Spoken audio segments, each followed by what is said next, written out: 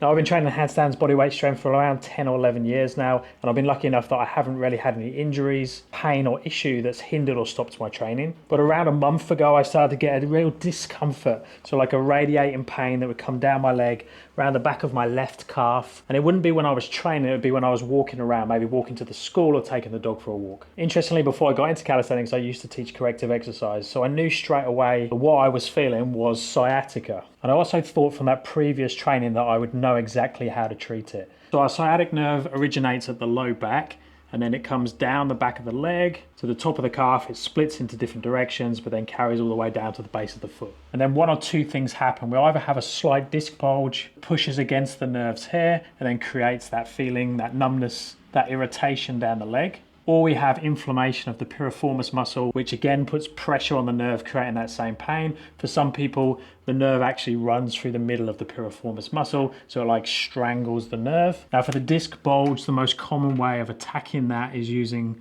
Mackenzie push-ups. And then for the piriformis, we would look at stretching, creating more space, lengthening the piriformis. So for the Mackenzie push-up, you would lay down on the floor.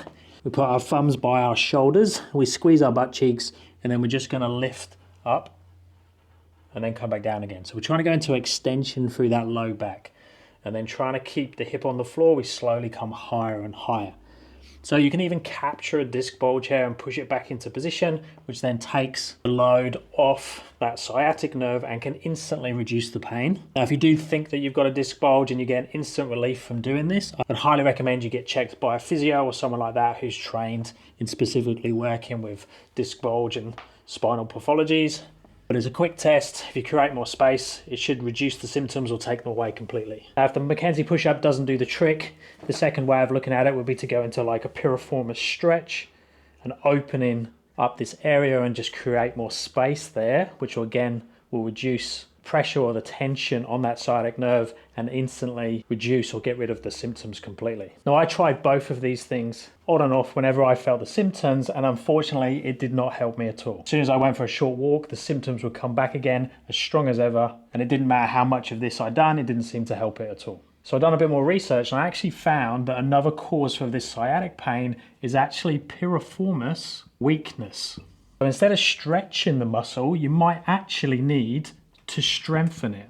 And as soon as I saw this, I realized I've been doing one thing. Whenever I sit down at home to work on my computer or sit on the couch to watch TV, I don't sit like this, I sit like this.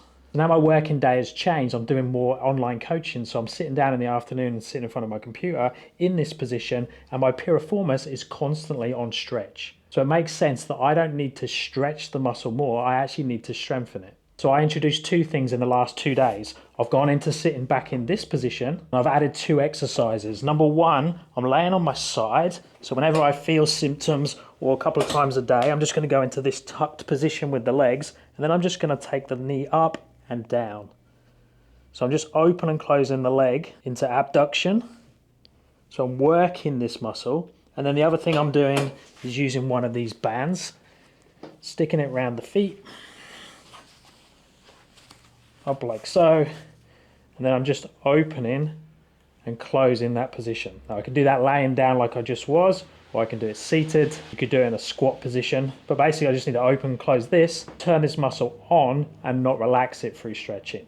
And in those 2 days, I've had little to no symptoms. Now, sciatica is very, very common. If you are getting symptoms, I'd recommend that you go see a physio or someone that can assess you in person, but also try each one of these and assess yourself, see if it reduces or eliminates the symptoms. Hopefully this video has been helpful, and I'll speak to you in the next one. Thanks, guys.